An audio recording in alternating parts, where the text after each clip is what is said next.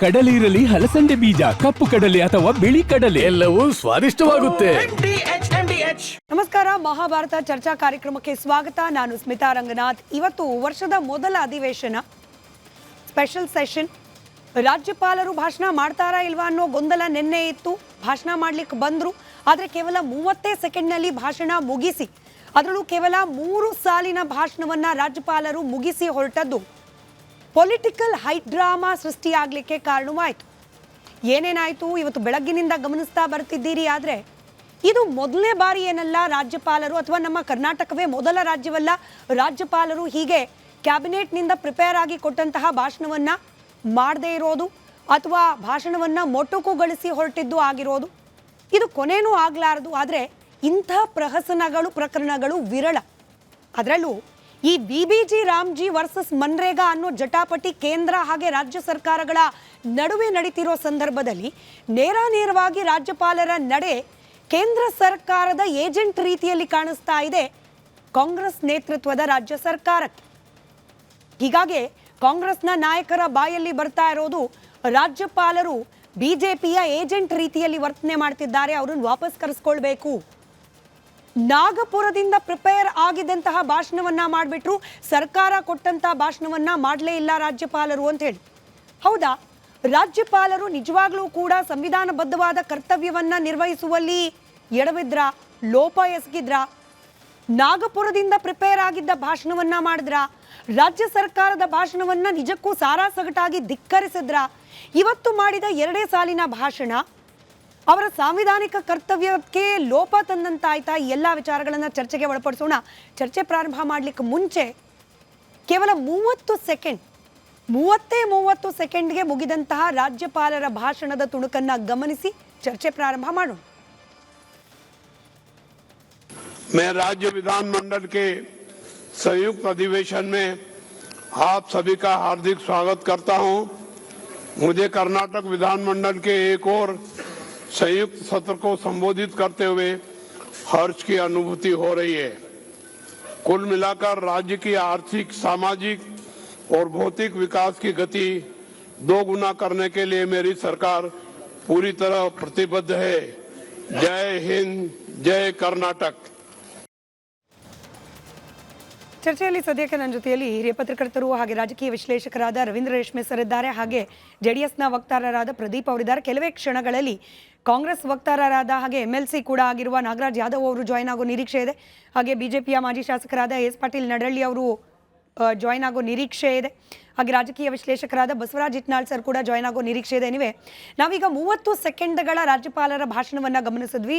ರವೀಂದ್ರ ರೇಷ್ಮೆ ಸರ್, ಈ 3 ಸಾಲುಗಳ ಭಾಷಣದಲ್ಲಿ ಯಾವ ಸಾಲು ನಾಗಪುರದಿಂದ ವಿರಚಿತವಾದ ಸ್ಕ್ರಿಪ್ಟ್ ರೀತಿಯಲ್ಲಿ ಕಂಡು ಬರ್ತಾ ಇದೆ ಅಂತ?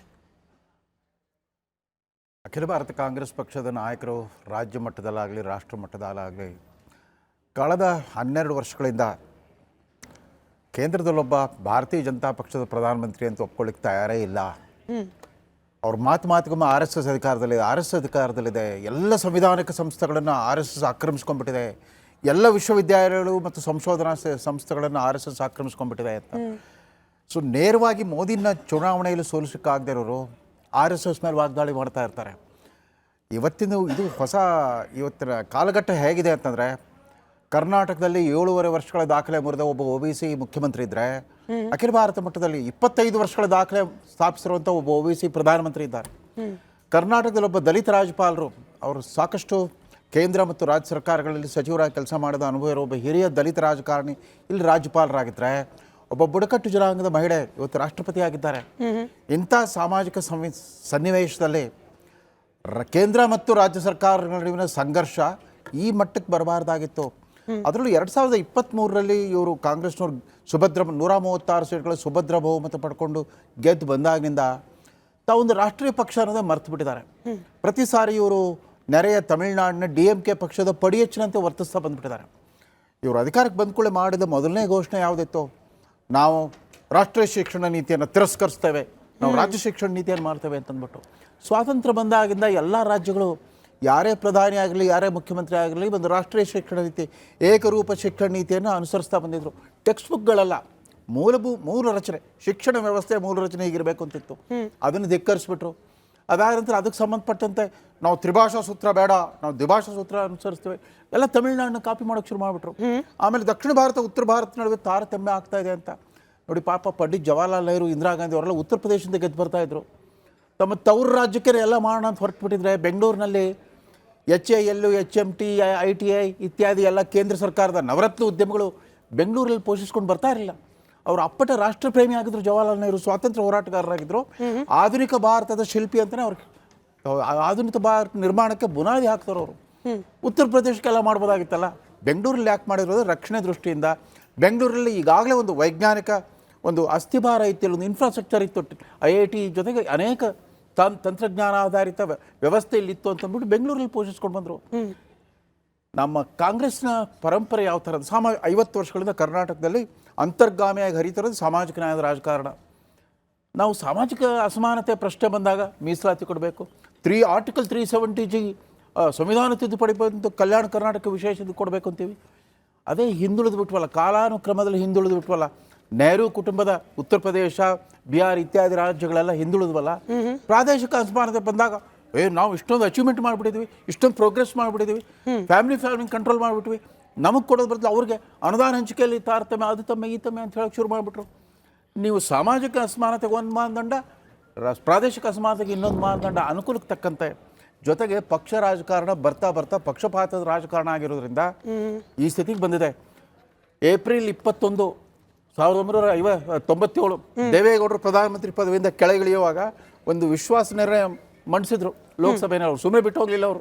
ನಾನು ಫಿನಿಕ್ಸ್ ಥರ ಮತ್ತೆ ಗೆದ್ದು ಬರ್ತೀನಿ ಅಂತ ಹೇಳಿ ಬಂದ್ರಲ್ಲ, ಅವತ್ತು ಅವ್ರ ನಾಯಕ ದೇವೇಗೌಡರ ಪೊಲಿಟಿಕಲ್ ಮೆಂಟರ್ ಚಂದ್ರಶೇಖರ್ ಒಂದು ಮಾತು ಹೇಳಿದರು, ಈ ಸೆಕ್ಯುಲರ್ ಕಮ್ಯುನಲ್ ಧ್ರುವೀಕರಣದಿಂದಾಗಿ ಪಕ್ಷ ರಾಜಕಾರಣ ಪಕ್ಷಪಾತದ ರಾಜಕಾರಣ ಆಗ್ತಾ ಇದೆ. Party politics has become partisan politics.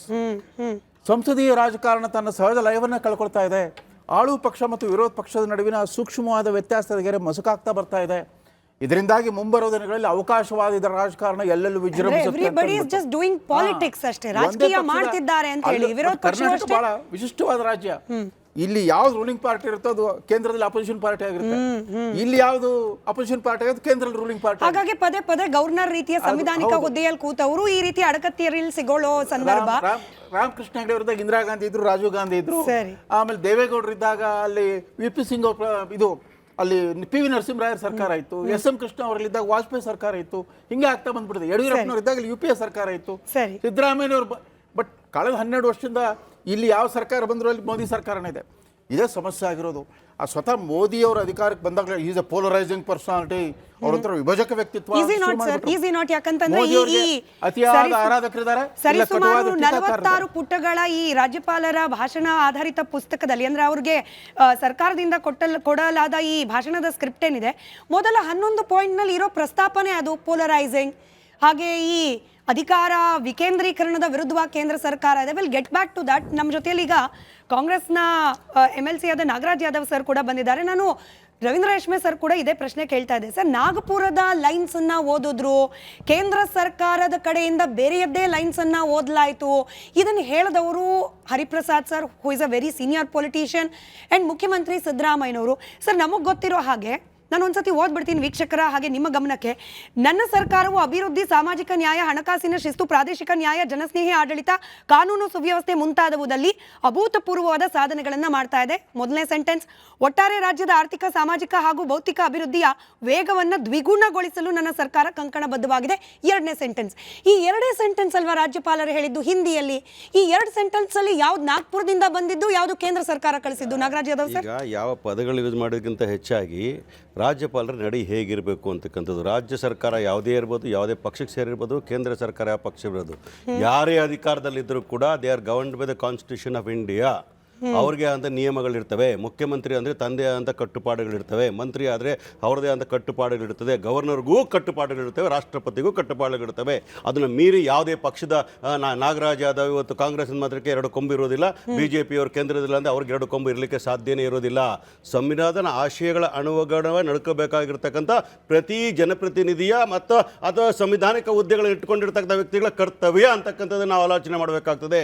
ನಾವು ಇವತ್ತು ದಿವಸ ಅವರು ಭಾಷಣ ಮಾಡಬೇಕಾದ್ರೆ ಮುಖ್ಯಮಂತ್ರಿಗಳೇ ಸ್ವಾಗತ ಮಾಡಿ, ಸ್ಪೀಕರು ಮತ್ತು ಸಭಾಪತಿಗಳು ಸ್ವಾಗತ ಮಾಡಿ ಕರ್ಕೊಂಬಂದು ಗಂಭೀರವಾಗಿ ಗೌರವವಾಗಿ ಕೊಡ್ತಕ್ಕಂಥ ಎಲ್ಲ ಗೌರವಗಳನ್ನು ಕರ್ಕೊಂಬಂದು ಕೂಡಿಸಿದಾಗ ಅವ್ರ ಕೈಗೆ ಒಂದು ಇದನ್ನು ನಿನ್ನೆ ಅವ್ರಿಗೆ ಡ್ರಾಫ್ಟ್ ಕೊಟ್ಟು ಅವ್ರ ಹತ್ರ ಅವ್ರು ಬರ್ತೀನಿ ಅಂತಂದ ಮೇಲೆ ಬಂದು ಎಲ್ಲವೂ ಅವ್ರು ಕೊಟ್ಟ ನಂತರ ಅವರು ಇದರಲ್ಲಿ ಇದ್ರತಕ್ಕ ಓದಬೇಕೇ ಹೊರತು he has got no right or discretionary powers to alter the he didn't alter sir, he just ಅಲ್ಲಲ್ಲ ಅವರು ಆಲ್ಟರ್ ಮಾಡಲಿಲ್ಲ.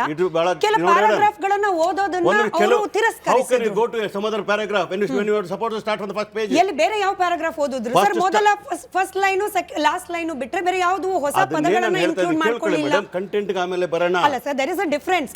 ಹೊಸ ಪದಗಳನ್ನ ಜೋಡಿಸೋದಕ್ಕೂ ಇರೋ ಇಲ್ಲ ಸರ್, ನನಗಿರೋ ಸಂದೇಹಕ್ಕೆ ನಿಮ್ಮಿಂದ ಪರಿಹಾರ ಬೇಕು.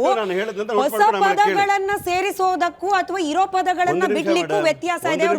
ಪದಗಳನ್ನ ಬಿಟ್ಟಿದ್ದಾರೆ. ನಾನು ಯಾವುದನ್ನು ಕೂಡ ಅಡಿಷನಲ್ ಆಗಿ ಹೇಳಲಿಕ್ಕೆ ಹೋಗಲಿಲ್ಲ. You said alter, that's why my objection. ನಾನು ಹೇಳ್ತಾ ಇರೋದು ಅವ್ರು ಆಲ್ಟರ್ ಮಾಡಿದ್ದಾರೆ ಅಂತ ಹೇಳ್ತಾ ಇಲ್ಲ. ನಾನು ಹೇಳ್ತಾ ಇರ್ತಕ್ಕಂಥ ಒಬ್ಬ ರಾಜ್ಯ ಸರ್ಕಾರಕ್ಕೆ ಗವರ್ನರ್ಗೆ ಸಪೋರ್ಟ್ ಮಾಡಲಿಕ್ಕೆ ಮತ್ತು ಅಡ್ವೈಸ್ ಮಾಡಲಿಕ್ಕೆ ಏಡ್ ಅಂಡ್ ಅಡ್ವೈಸ್ ಮಾಡಲಿಕ್ಕೆ ಕ್ಯಾಬಿನೆಟ್ ಇರಬೇಕಾಗಿರ್ತಕ್ಕಂಥದ್ದು headed by the chief minister ಅಂತ ಕಾನ್ಸ್ಟಿಟ್ಯೂಷನ್ ಆಶಯ ಆಗಿರ್ತದೆ. ಅದರ ಅನುಗುಣವಾಗಿ ಒಂದು ಭಾಷಣವನ್ನು ರೆಡಿ ಮಾಡಿ ಕೊಟ್ಟಾಗ ಅದನ್ನ ಎ ಟು ಝೆಡ್ ಹಾಗೆ ಓದಬೇಕಾಗಿರ್ತಕ್ಕಂಥದ್ದು ಅದು ಕರ್ತವ್ಯ ಕೂಡ. ಅದರಲ್ಲಿ ಯಾವುದೇ ರೀತಿಯಾದಂಥ ನಿಮಗೆ ವಿವೇಚನೆ ಬಂದಂತೆ ತಿದ್ದುಪಡಿ ಮಾಡ್ಕೊಳ್ಳಿಕ್ಕೆ ಅವಕಾಶಗಳಿರೋದಿಲ್ಲ. It is not a discretionary, it is obligation of the constitutional norms ಅಂತ ಮತ್ತೆ ಹೇಳ್ತೀವಿ. Under the constitution 163 article 163 176 also has to abide with ಎರಡು ಕಾನೂನುಗಳನ್ನು ಅವರು ಪರಿಪಾಲನೆ ಮಾಡಬೇಕಾಗಿತ್ತು. ಇವತ್ತು ಬಂದರು, 4 ಪದ ಮಾತಾಡಿದ್ರು, ಅವ್ರ ಪಾಟ್ ಯಾರು ಅಬ್ಜೆಕ್ಷನ್ ಮಾಡಿರಲಿಲ್ಲ ಅವ್ರಿಗೆ. ನಾವು ಕೂಡ ಕೂತಿದ್ದೆ, ಅದ್ರ ಯಾಕಂದ್ರೆ ಜಾಯಿಂಟ್ ಸೆಷನ್ ನಾನು ಕೂಡ ಕೂತಿ, ಯಾರೊಬ್ಬ ವ್ಯಕ್ತಿನೂ ಅವ್ರಿಗೆ ಅಡಚಣೆ ಮಾಡಲಿಲ್ಲ. ಅವ್ರು ಯಾರಾದ್ರೂ ಅಡಚಣೆ ಮಾಡಿ ನನಗೆ ಮಾತಾಡಕ್ಕೆ ಬಿಡ್ತಾ ಇಲ್ಲ ಅಂತ ಹೋಗ್ತಿದ್ರು ಅಂತಂದ್ರೆ ಹೇಳ್ಬೋದಾಗಿತ್ತು. ಯಾರೊಬ್ರು ಕೂಡ ಅಡಚಣೆ ಮಾಡಲಿಲ್ಲ. ತಂತಾನೆ ಬೇಕಾಯ್ತು ಮಾತಾಡ್ಕೊಂಡು. ನಿನ್ನೆ ರಾತ್ರಿ ಏನಾಯ್ತು ಸರ್? ನಿನ್ನೆ ಸಂಜೆ ಏನಾಯ್ತು ಸರ್? ಅವ್ರ ಕಡೆಯಿಂದ ಅಬ್ಜೆಕ್ಷನ್ ಏನು ಸರ್? ಅದಕ್ಕೆ ಸರ್ಕಾರ ಪ್ರತಿಕ್ರಿಯೆ ಕೊಟ್ಟಿದೆ ಸರ್, ಇದನ್ನು ಹೇಳಬೇಕಲ್ಲ. ಒಂದು ನಿಮಿಷ, ನಿಮ್ಮ ಹತ್ರ ಅಬ್ಜೆಕ್ಷನ್ ಕಾಪಿ ಇದೆಯಾ? ಅಬ್ಜೆಕ್ಷನ್ ಕಾಪಿ ಇದರಲ್ಲಿ ಇರುವ 11 ಪ್ಯಾರಾಗಳ ಬಗ್ಗೆ ಅಬ್ಜೆಕ್ಷನ್ ಇತ್ತು ಅಂತ ಹೇಳಿದ್ ನಾನಲ್ಲ sir, H K Patil sir 24 hours ಹೇಳಿದ್ ನಾನಲ್ಲ, H K Patil sir 24 hours ಹಿಂದೆ. ಇದೇ ಪುಸ್ತಕದಲ್ಲಿ ಇರ್ತಕ್ಕಂತ ಫಸ್ಟ್ 11 ಪ್ಯಾರಾಗ್ರಾಫ್ ನನಗೆ ಅಬ್ಜೆಕ್ಷನ್ ಇದೆ ಅಂತ ಹೇಳಿ ರಾಜ್ಯಪಾಲರು ಹೇಳಿದ್ದಾರೆ ಅಂತ ಹೇಳಿ ಹೇಳ್ತಿರೋದು ಸ್ಮಿತಾ ರಂಗನಾಥ್ ಅಲ್ಲ, H K Patil sir, who is a ಕಾನೂನು minister. Do you have a copy of it? H K Patil ರದ್ದು ಹೇಳಬೇಕಾ? ನಾನು ಗವರ್ನರ್ ಬಗ್ಗೆ ಗವರ್ನರ್ ಪರ ವಕಾಲತ್ ವಹಿಸಿದ್ದಾರೆ. ಗವರ್ನರ್ ಹೇಳಿ, ಎಚ್ ಕೆ ಪಾಟೀಲ್ ಪರ ಆಮೇಲೆ ಮಾತಾಡ್ತೀನಿ. ಒಂದು ನಿಮಿಷ ಮೇಡಮ್, ಒಂದು ನಿಮಿಷ. ನಾನು ಹೇಳ್ತಾ ಇರ್ತಕ್ಕ ಯಾರು ಹೇಳಿದ್ರು? ಹರಿಪ್ರಸಾದ್ ಹೇಳು, ಎಚ್ ಕೆ ಪಾಟೀಲ್. ನಾನು ಕಾಂಗ್ರೆಸ್ನ ವಕ್ತಾರನಾಗಿ ಹೇಳ್ತಾ ಇದ್ದೀನಿ. ಈಗೇನೋ ಗವರ್ನರ್ಗೆ ಆಕ್ಷೇಪ ಇದ್ರೆ ಗವರ್ನರ್ ಕಾಗದವನ್ನು ಬರೀಬೇಕಾಗಿತ್ತು. I will not accept this thing, this are ಅದೇನಾದ್ರು ಅನ್ಕಾನ್ಸ್ಟಿಟ್ಯೂಷನಲ್ ಇದ್ದಿದ್ದೆ ಆದ್ರೆ he has got right to tell that. ಆದರೆ ನಾವು ಹೇಳ್ತಾ ಇರ್ತಕ್ಕಂಥ ರಾಜ್ಯದ ಹಿತದೃಷ್ಟಿಯಿಂದಾಗಿ ರಾಜ್ಯಕ್ಕೆ ಬರಬೇಕಾಗಿರ್ತಕ್ಕಂಥ ಹಕ್ಕು ಪಾತ್ರಗಳ ಪ್ರತಿಪಾದನೆ ಮಾಡ್ತಕ್ಕಂಥ ನಿಮಗೆ ಒಳ್ಳೇದಾಗಿ ಕಾಣದೇ ಇರಬಹುದು. ಯಾಕೆ ಅಂತಂದ್ರೆ ನೀವು ಒಂದು ಕೇಂದ್ರ ಸರ್ಕಾರದ ಅಧೀನದಲ್ಲಿ ಕೆಲಸ ಮಾಡೋದು ನಡ್ಕೊಳ್ತಕ್ಕಂಥದ್ದು ಸಂವಿಧಾನಕ್ಕೆ ಮಾಡ್ತಕ್ಕಂಥ ಅಪಚಾರ ಅಂತ ಹೇಳ್ತಾ ಇದ್ದೀನಿ. ನಾವು ನಮ್ಮ ರಾಜ್ಯ ಸರ್ಕಾರ ಇರ್ತಕ್ಕಂಥ 6.5 ಕೋಟಿ ಕನ್ನಡಿಗರ ಕ್ಷೇಮಾಭಿವೃದ್ಧಿಗೋಸ್ಕರ ನಮ್ಮ ಹಕ್ಕನ್ನ ಪ್ರತಿಪಾದನೆ ಮಾಡ್ತೀವಿ. The voice of governor speech is nothing but I am telling you voice of the people and democracy ಅಂತ ಹೇಳ್ತೀನಿ. ನಾಗ್ಪುರ್ಗೆ ಹೋಗ್ಬೇಕಾಗಿಲ್ಲ, ಎಲ್ಲೋ ಬೇಕಾಗಿಲ್ಲ. ಗವರ್ನರ್ ಮತ್ತೆ ಈ ಪದ ಬಳಕೆ ಮಾಡಿ ನಿಮ್ಮದೇ ಪಕ್ಷದವರು ನೋಡಿ. ನಾನು ಮಾತಾಡ್ತಾ ಇರಬೇಕಾದ್ರೆ, ಸ್ಮಿತಾ ರಂಗನಾಥ್ ಮಾತಾಡ್ತಾ ಇರಬೇಕಾದ್ರೆ ಸಂವಿಧಾನ ಆಶಯಗಳನ್ನ ಮತ್ತು ರಾಜ್ಯ ಸರ್ಕಾರದ ಗವರ್ನರ್ ಜವಾಬ್ದಾರಿಗಳ ಬಗ್ಗೆ ಮಾತಾಡ್ತಾ ಇದ್ದೀನಿ. ಯಾಕಂದ್ರೆ ಜನಗಳ ಜವಾಬ್ದಾರಿ ಆಗಿರ್ತಕ್ಕಂಥದ್ದು ನಮಗೆ ಪಬ್ಲಿಕ್ ರೆಪ್ರೆಸೆಂಟೇಟಿವ್ ಮಾಡಿದಾಗ ಅದು ನಮ್ಮ ಧ್ವನಿಯಾಗಿ ಮಾತಾಡ್ತಕ್ಕಂಥ ಯಾರಾದ್ರೂ ಇದ್ರೆ ಈ ಸರ್ಕಾರದ ಹೆಡ್ ಆಗಿರ್ತಕ್ಕಂಥವ್ರು ಗವರ್ನರ್ ಆಗಿರ್ತಾರೆ. ನಮ್ಮ ಅನಿಸಿಕೆಗಳನ್ನ, ಜನಗಳ ಪ್ರತಿನಿಧಿಗಳ ಅನಿಸಿಕೆಗಳನ್ನ, ಸರ್ಕಾರ ಪವಿತ್ರವಾದ ಕೆಲಸ. ಅದಕ್ಕೆ ಧಕ್ಕೆ ಮಾಡುವ ಕೆಲಸ ಮಾಡಬೇಕಾದ್ರೆ ಯಾಕೆ ಪ್ರೊಟೆಸ್ಟ್ ಮಾಡಬಾರದು? ಯಾಕೆ ಮಾಡಬಾರದು ಹೇಳಿ? 100% ಮಾಡಿ, ಬೇಡ ಅಂತ ಯಾರು ಹೇಳ್ತಾ ಇಲ್ಲ. ರಾಜಕೀಯ ಮಾಡ್ತಿದ್ದೀರಾ ಅನ್ನೋದು ನಮ್ಮ ಸಿಂಪಲ್ ಪ್ರಶ್ನೆ ಆಗಿತ್ತು. ಅಲ್ಲಿಗೆ ಬರೋಕೆ ಮುಂಚೆ ಸ್ಮಿತಾ ರಂಗನಾಥ್ ಅವರ ಹೇಳಿಕೆ ಇರಬಹುದು. ನಾನು ಮತ್ತೆ ಅಲ್ಲ ಸರ್, ನಾನು ಪದ ಬಳಕೆ ಮಾಡೋ ಸಂದರ್ಭದಲ್ಲಿ ಪ್ರತಿಯೊಂದು ಸಂದರ್ಭದಲ್ಲೂ ಯಾರ ಬಾಯಿಂದ ಬಂದ ಪದ ಅಂತ ಹೇಳಿ ಅವರ ಹೆಸರು ಉಲ್ಲೇಖ ಮಾಡಿ ಹೇಳ್ತಿದ್ದೀನಿ.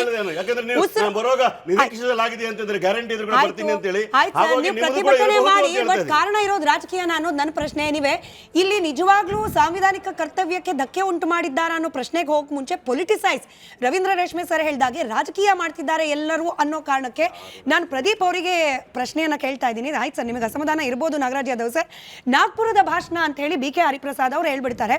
ಆದ್ರೆ ಇದೇ ಪುಸ್ತಕದಲ್ಲಿ ನಾಗ್ಪುರದಿದ್ದಕ್ಕೆ 1923ರಲ್ಲಿ ಕಾಂಗ್ರೆಸ್ ಸೇವಾ ದಳ ಹುಟ್ಕೊಂಡಿದ್ದೆ ನಾಗ್ಪುರದಲ್ಲಿ. ಜವಾಹರ್ಲಾಲ್ ನೆಹರು ಪ್ರಪ್ರಥಮ ಅಧ್ಯಕ್ಷರಾಗಿದ್ದರು. ಈಗ ಎಲ್ಲಿದೆ ಸೇವಾ 2 ದಳ ವರ್ಷದ ಅನ್ನೋದು ನಂತರ ಬೇರೆ 1925ರಲ್ಲಿ ಈಗ ಎಲ್ಲಿದೆ ಭಾರತ್ ಸೇವಾ ದಳ ಅನ್ನೋದು ಪ್ರತ್ಯೇಕ ಚರ್ಚೆ. ಇವತ್ತು ನಾವು ಡಿಬೇಟ್ ಮಾಡ್ತಾ ಇರೋದು ಪ್ರತ್ಯೇಕವಾಗಿ ಚರ್ಚೆ. ರಾಜ್ಯಪಾಲರ ನಡೆ ಸಂವಿಧಾನಬದ್ಧವಾಗಿದೆಯೋ ಇಲ್ವೋ ನಮ್ಮ ಪ್ರದೀಪ್ ಅವರು ಲಾಯರ್ ಇದ್ದಾರೆ, ಅವ್ರು ಹೇಳ್ಬೇಕು. ರಾಜ್ಯಪಾಲರ ಭಾಷಣ, ರಾಜ್ಯಪಾಲರ 2 ಸಾಲಿನ ಭಾಷಣ, ಪ್ರದೀಪ್ ಅವ್ರಿಗೇನೆ ಪ್ರಶ್ನೆ. ರಾಜ್ಯಪಾಲರ 2 ಸಾಲಿನ ಭಾಷಣ ನಾಗ್ಪುರದಿಂದ ಬಂದದ್ದು ಅಂತ ಹೇಳಿ ಕಾಂಗ್ರೆಸ್ನವರಿಗೆ ಅನ್ಸಿದ್ರೆ, ಇದೇ ಭಾಷಣ ಯಾವುದು ಸರ್ಕಾರ ಪ್ರಿಪೇರ್ ಮಾಡಿ ಕಳಿಸಿದೆ, ಅದರಲ್ಲಿ ಈ ಮನ್ರೇಗಾ ಇದೀಗ VBG ರಾಮ್ಜಿ ಆಗ್ತಾ ಇರೋದು ನಿರುದ್ಯೋಗ ಭತ್ಯೆಗಳನ್ನ ಅದರ ಹಕ್ಕನ್ನ ಕಸಿದುಕೊಳ್ತಾ ಇದೆ.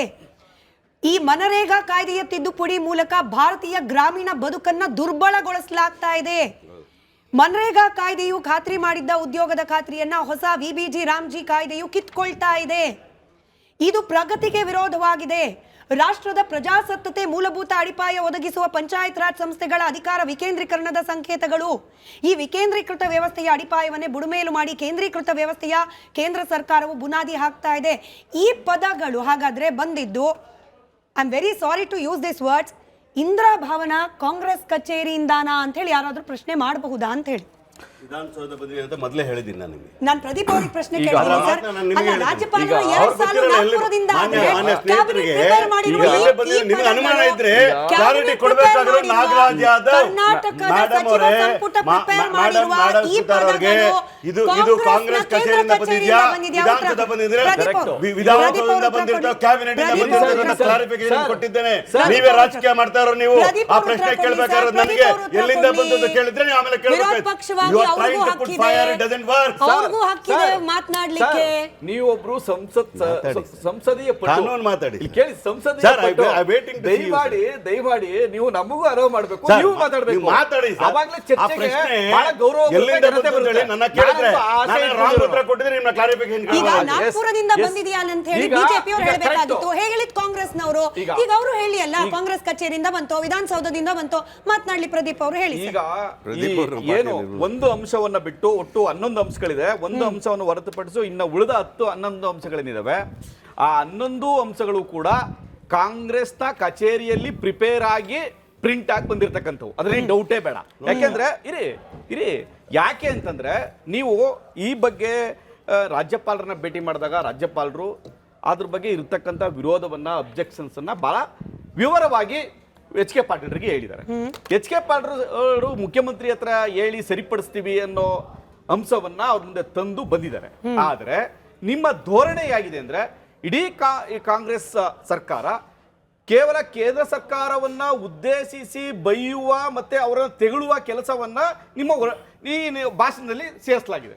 ನೀವು ಒಂದು ಅಭಿವೃದ್ಧಿ ದೃಷ್ಟಿಕೋನದಿಂದ ರಾಜ್ಯವನ್ನ ನೀವು ಯಾಗೆಲ್ಲ ಆಡಳಿತ ಮಾಡ್ತಾ ಇದ್ರಿ, ಮುಂದೆ ಏನೆಲ್ಲ ಮಾಡ್ತೀವಿ ಅನ್ನೋದಕ್ಕಿಂತ ಕೇವಲ ಕೇಂದ್ರ ಸರ್ಕಾರವನ್ನ ಬೈಯುವ ತೆಗಳುವ ಕೆಲಸವನ್ನ ಈ ಭಾಷಣದಲ್ಲಿ ಮಾಡಿದ್ರಿ.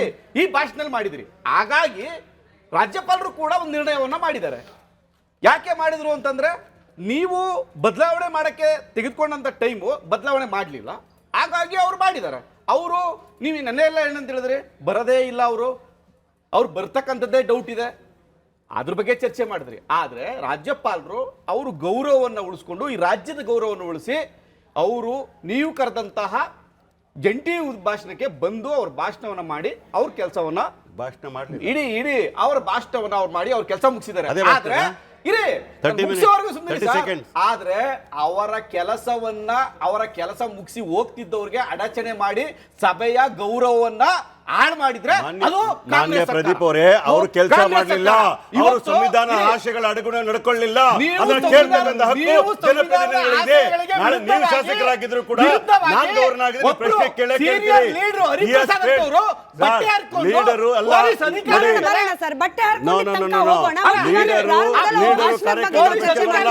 ಗವರ್ನರು ತನ್ನ ಸಂವಿಧಾನಿಕ ಕೆಲಸ ಮಾಡದೇ ಇದ್ದಾಗ ಶಾಸಕರು ಕೇಳಬಾರ್ದ?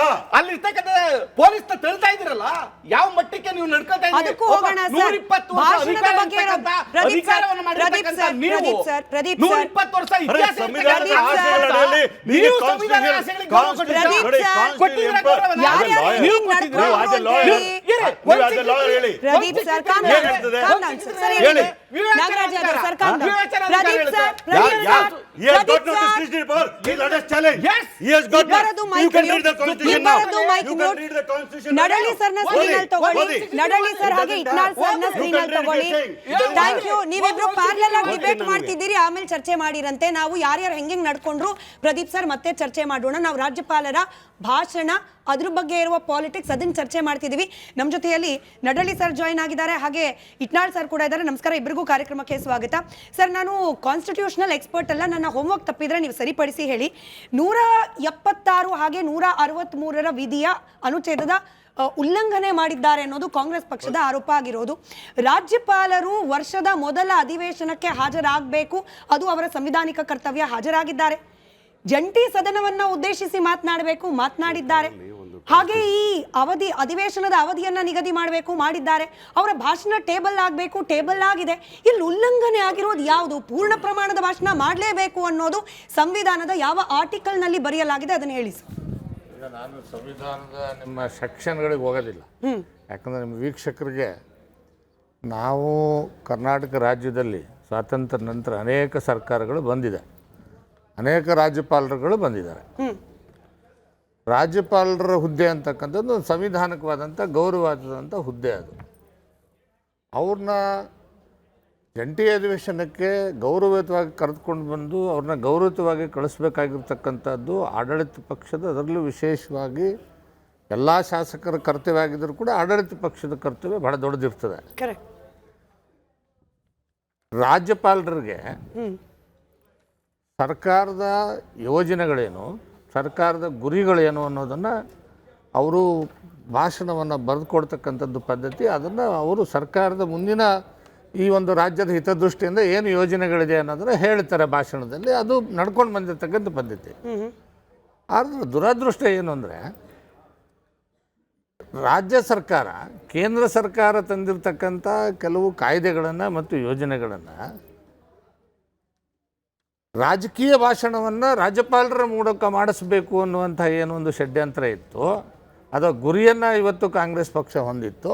ಅದನ್ನು ಅವರು ವಿರೋಧ ಮಾಡಿರ್ತಕ್ಕಂಥದ್ದು. ಅದನ್ನು ಈ ರೀತಿಯಾದಂಥ ಭಾಷಣವನ್ನು ಮಾಡಲಿಕ್ಕೆ ಆಗೋದಿಲ್ಲ ಅಂತಕ್ಕಂಥ ಅಸಮಾಧಾನವನ್ನು ವ್ಯಕ್ತಪಡಿಸಿದರು ಅಂತಕ್ಕಂಥ ಅಭಿಪ್ರಾಯ ಈಗಾಗಲೇ ನಾವು ಮಾಧ್ಯಮಗಳಲ್ಲಿ ಹಿಂದೆನೂ ಕೂಡ ನೋಡಿದ್ದೇವೆ. ಆದರೂ ಕೂಡ ರಾಜ್ಯಪಾಲರು ತಮ್ಮ ಸಂವಿಧಾನಕ್ಕೆ ಕರ್ತವ್ಯವನ್ನು ನಿರ್ವಹಣೆ ಮಾಡೋದ್ರ ಜೊತೆಗೆ ಅವರು ಭಾಷಣವನ್ನು ಮಾಡದೆ ತಮ್ಮ ಏನು ಮಾತುಗಳನ್ನು ಹೇಳಬೇಕಾಗಿತ್ತು ಗೌರವಯುತವಾಗಿ ಹೇಳಿ ಅವರು ಹೋಗಿದ್ದಾರೆ. ಆದರೆ ಹೋಗುವಂಥ ಸಂದರ್ಭದಲ್ಲಿ ಕಾಂಗ್ರೆಸ್ಸಿನ ಶಾಸಕರು ಮತ್ತು ಮಂತ್ರಿಗಳು ಸೇರಿ ಗುಂಡಾವರ್ತನೆ ಮಾಡಿರ್ತಕ್ಕಂಥದ್ದು, ರಾಜ್ಯಪಾಲರಿಗೆ ಅವಮಾನ ಆಗ್ತಕ್ಕಂಥ ರೀತಿಯಲ್ಲಿ ನಡ್ಕೊಂಡಿರ್ತಕ್ಕಂಥದ್ದು, ರಾಜ್ಯಪಾಲರು ವಾಪಸ್ ಹೋಗುವಂಥ ಸಂದರ್ಭದಲ್ಲಿ ದಾರಿಗೆ ಅಡ್ಡಗಟ್ಟತಕ್ಕಂಥದ್ದನ್ನು ನಾವು ಗುಂಡಾವರ್ತನೆ ಮಾಡಿರ್ತಕ್ಕಂಥ ಮಾಧ್ಯಮಗಳಲ್ಲಿ ತಾವೇ ಬಿತ್ತರಿಸಿದ್ರೆ ಇಡೀ ಕರ್ನಾಟಕದ ಜನ ನೋಡಿದ್ದಾರೆ. ಈ ರಾಜ್ಯಪಾಲರು ಭಾಷಣವನ್ನು, ಏನು ಸರ್ಕಾರ ಬರೆದುಕೊಟ್ಟಿರ್ತಕ್ಕಂಥ ಭಾಷಣವನ್ನು ಓದೇ ಹೋಗಿರ್ತಕ್ಕಂಥ ಪ್ರಸಂಗ ಇದು ಒಂದೇನಾ? ಇನ್ನೂ ಅನೇಕ ರಾಜಕೀಯ ವಲಯದಲ್ಲಿ ಅಸಮಾಧಾನ ಅನ್ನೋದು ಕಾಮನ್ ಅಲ್ವಾ ಸರ್? ಈಗ ರಾಜ್ಯಪಾಲರು ಬಿಜೆಪಿಯ ಪಪೆಟ್ ರೀತಿಯಲ್ಲಿ ಕಂಡು ಬರ್ತಿದ್ದಾರೆ, ಅಂದ್ರೆ ಕೇಂದ್ರ ಸರ್ಕಾರದ ಪಪೆಟ್ ರೀತಿಯಲ್ಲಿ. ಹಾಗೆ ಇಲ್ಲಿನ ಅಧಿಕಾರ ವಿಕೇಂದ್ರೀಕರಣ ಸೂತ್ರದ ವಿರುದ್ಧವಾಗಿ ಕೇಂದ್ರ ಸರ್ಕಾರ ಇದೆ ಅಂತ ಹೇಳಿ ಕಾಂಗ್ರೆಸ್ಗೆ ಅನಿಸ್ತಾ ಇದೆ. ಅದನ್ನು ಪ್ರೊಟೆಸ್ಟ್ ಮಾಡುವ, ಅಪೋಸ್ ಮಾಡುವ ಹಕ್ಕು ಅವ್ರಿಗೂ ಇದೆ, ಅದನ್ನ ಮಾಡಿದ್ದಾರೆ. ಒಂದು ನಿಮಿಷ, ನಾನು ಹೇಳೋದು, ಸರ್ಕಾರದ ರಾಜ್ಯದ ಜನರ ತೆರಿಗೆ ಹಣವನ್ನು ಖರ್ಚು ಮಾಡಿ ಅಧಿವೇಶನ ಕರೆದಿದೆ. ನೀವೇನು ಹೇಳಬೇಕಾಗಿದೆ, ನೀವೇನು ಕೇಂದ್ರ ಸರ್ಕಾರದ ಯೋಜನೆ ವಿರೋಧ ಮಾಡಬೇಕಾಗಿದೆ, ಭಾಷಣ ಮಾಡಬೇಕಾಗಿದೆ, ನೀವು ಮಾಡಿ. ನಿಮಗೆ ಹಕ್ಕಿದೆಯಲ್ಲ ಅದು. ಮುಖ್ಯಮಂತ್ರಿಗಳು ಹೇಳ್ಬೋದು, ಶಾಸಕರು ಹೇಳ್ಬೋದು, ಸಭೆ ಮಾಡಿ ಹೇಳ್ಬೋದು, ಅಧಿವೇಶನದಲ್ಲಿ ಹೇಳ್ಬೋದು, ಹೇಳಿ ನೀವು, ಅದಕ್ಕೆ ಬೇಡ ಅನ್ನೋದಿಲ್ಲ. ಆದ್ರೆ ಅದನ್ನ ನಿಮ್ಮ ರಾಜಕೀಯ ಬೇಳೆಯ ದುರುದ್ದೇಶದ ಮಾತುಗಳನ್ನ ರಾಜ್ಯಪಾಲರ ಬಾಯಿಂದ ಹೇಳಿಸ್ಬೇಕು ಅನ್ನುವಂತ ನಿಮ್ಮ ರಾಜಕೀಯ ಕುತಂತ್ರ ಇದು ಹೊಸದಾ ಸರ್? ಇದು ಹಿರಿಯರಿದ್ದೀರಿ, ಇದು ಹೊಸದಾ? ಕೇವಲ ಕಾಂಗ್ರೆಸ್ ಪಕ್ಷ ಮಾತ್ರ ಮಾಡಿರೋದಾ? ಬಿಜೆಪಿ ಇದ್ದಾಗ ಮಾಡಿರಲಿಲ್ಲ? 2008ರಲ್ಲಿ ನಾನು ಒಂದು ಉದಾಹರಣೆ ಹೇಳ್ಬಿಡ್ತೀನಿ ನಿಮಗೆ. 2008ರಲ್ಲಿ ಯಡಿಯೂರಪ್ಪ ಸಾಹೇಬರು ಸರ್ಕಾರ ಇತ್ತು, ಬಿಜೆಪಿ ಸರ್ಕಾರ ಇತ್ತು. ಆವಾಗ ಹಂಸರಾಜ್ ಭಾರದ್ವಾಜ್ ಅವರು ಕಾಂಗ್ರೆಸ್ನಿಂದ, ಅವರು ಹಿಂದೆ ಮಂತ್ರಿಯಾಗಿದ್ದಂಥವ್ರು, ರಾಜ್ಯಪಾಲರಾಗಿದ್ದರು, UPA ಸರ್ಕಾರ ಇತ್ತು. ಆ ಸಂದರ್ಭದಲ್ಲಿ ಬೇಕಾದ್ರೆ ಇತಿಹಾಸದ ಘಟನೆಗಳು ತೆಗೆದು ನೋಡಿ, ಮತ್ತೆ ರೆಕಾರ್ಡ್ಸ್ ಇದೆ. ಅವತ್ತು ಕೂಡ ಭಾರದ್ವಾಜ್ ಅವರು ಭಾಷಣ ಮಾಡಲಿಲ್ಲ.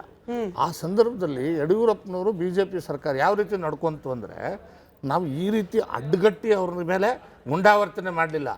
ಅಲ್ಲಿ ಹೇಳಿರ್ತಕ್ಕಂಥ ಸ್ಪಷ್ಟವಾದ ಮಾತುಗಳೇನು ಅಂತಂದರೆ, ರಾಜ್ಯಪಾಲರಿಗೆ ಭಾಷಣವನ್ನು ಮಾಡಬೇಕು ಬೇಡ ಅನ್ನುವಂಥ ತೀರ್ಮಾನ ಮಾಡ್ತಕ್ಕಂಥ ವಿವೇಚನಾ ಅಧಿಕಾರ ಅವ್ರಿಗೆ ಇರ್ತದೆ ಅಂತಕ್ಕಂಥ ಮಾತುಗಳನ್ನು ಭಾಳ ಸ್ಪಷ್ಟವಾಗಿ ನಾವು ಅವತ್ತು ಹೇಳಿದ್ದೇವೆ. ಆದರೆ ನಾನು ಕಾಂಗ್ರೆಸ್ಗಿಂತ ದುರ್ಗತಿ ಬಂದಿದೆಯಲ್ಲ ಇವತ್ತು ಪ್ರತಿನಿತ್ಯ ಸುಳ್ಳು ಹೇಳೋದ್ರ ಜೊತೆಗೆ ತಾವು ಹೇಳೋದಲ್ಲದೆ ರಾಜ್ಯಪಾಲರಿಂದ ಹೇಳಿಸ್ಬೇಕು ಅನ್ನುವಂಥ ಏನದು ಕೆಟ್ಟ ಆಲೋಚನೆ ಇದೆಯಲ್ಲ, ಇದರಿಂದ ಕಾಂಗ್ರೆಸ್ ಹೊರಗಡೆ ಬರಬೇಕು. ಮತ್ತು ಯಾವ ಶಾಸಕರು ಗುಂಡಾವರ್ತನೆ ಮಾಡಿದರೆ ಅವ್ರ ಮೇಲೆ ಕ್ರಮ ಆಗಬೇಕು ಅಂತ ಹೇಳಿ ಗೂಂಡಾವರ್ತನೆ ಮಾಡಿದ್ದಾರೆ ಅನ್ನೋ ಆರೋಪ, ಜೊತೆಗೆ ರಾಜ್ಯಪಾಲರ ಬಾಯಲ್ಲಿ ಸುಳ್ಳು ಹೇಳಿಸ್ಲಿಕ್ಕೆ ಹೊರಟರು ಅನ್ನೋ ಆರೋಪ ಬಿಜೆಪಿ ಕಡೆಯಿಂದ. ಅದಕ್ಕೆ ನಾಗರಾಜ್ ಯಾದವ್ ಅವರು ಕೌಂಟರ್ ಕೊಡ್ಲಿ. ಅದಕ್ಕೆ ಮುಂಚೆ ಇಟ್ನಾಳ್ ಸರ್, ನಾನು ನಡಳಿ ಸರಿ ಕೇಳಿದ ಪ್ರಶ್ನೆನೇ ನಿಮಗೆ ರಿಪೀಟ್ ಮಾಡ್ತೀನಿ. ಎಲ್ಲಿ ಉಲ್ಲಂಘನೆ ಆಯಿತು? ಬಂದರು, ಭಾಷಣ ಮಾಡಿದ್ರು, ಭಾಷಣ ಟೇಬಲ್ ಆಯಿತು, ಚರ್ಚೆಗೆ ಅವಕಾಶ ಇದೆ. ಇಲ್ಲಿ ಉಲ್ಲಂಘನೆ ಆಗಿದ್ದು ಯಾವುದು ಅಂತ ಹೇಳಿ ಅವರ ಕರ್ತವ್ಯ, ಅವರ ಉತ್ತರ ಕೊಡ್ಲಿ. ಈಗ ಈ ರಾಜ್ಯ ಸರ್ಕಾರ ಅಥವಾ ಸಂಪುಟ ಬರೆದು ಕೊಟ್ಟಂತ ಭಾಷಣವನ್ನ ಚಾಚೂ ತಪ್ಪದೆ ಊರು ಹೊಡೆದು ಹೋಗಬೇಕು ಅಂತ ಕಾನ್ಸ್ಟಿಟ್ಯೂಷನ್ ಹೇಳೋದಿಲ್ಲ, ಸಂವಿಧಾನ ಹೇಳೋದಿಲ್ಲ. ಆದರೆ ಅದನ್ನ ಸದನದ ಜಂಟಿ ಸದನವನ್ನು ಅಡ್ರೆಸ್ ಮಾಡುವಾಗ ರಾಜ್ಯಪಾಲರು ಈ ಭಾಷಣ ತಪ್ಪು ಅಂತೂ ಹೇಳಿಲ್ಲ. ಅವರು ತಮಗೆ ಸರಿ ಅನಿಸಿದ ಅಥವಾ ತಮಗೆ ಸೂಕ್ತ ಅನಿಸಿದ ಒಂದು 4-6 ಸಾಲುಗಳನ್ನ ಹೇಳಿ ಹೊರಟುಬಿಟ್ರು.